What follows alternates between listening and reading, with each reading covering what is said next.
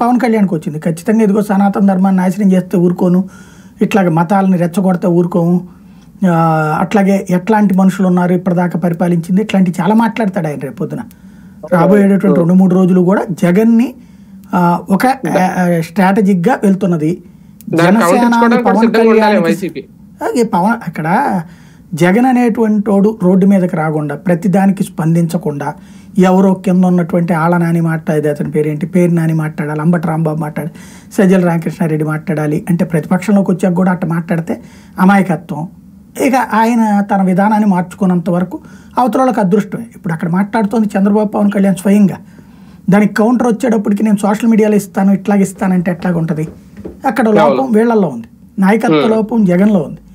ఆయన ఆలోచించుకోవాలి, అది సరి చేసుకోవాల్సింది ఆయన.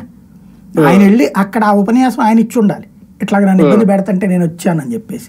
ఇప్పుడు ఖచ్చితంగా ఇప్పుడు వాళ్ళిద్దరూ ఒక సింపుల్ టార్గెట్ ఏంటంటే అధికారంలోకి రాకముందు బోల్డ్ హామీలు ఇస్తాం, రాజకీయం పాలన పాజిటివ్ దృక్పథం మీద చర్చ జరగనివ్వట్లేదు ఇప్పుడు.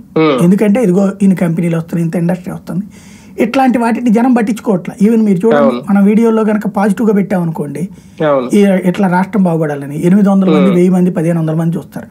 అదే కాంట్రవర్షియల్ ఇష్యూస్ గురించి పెట్టామనుకోండి వేలాది మంది చూస్తారు, పైగా అది ట్రోల్ అవుతుంది.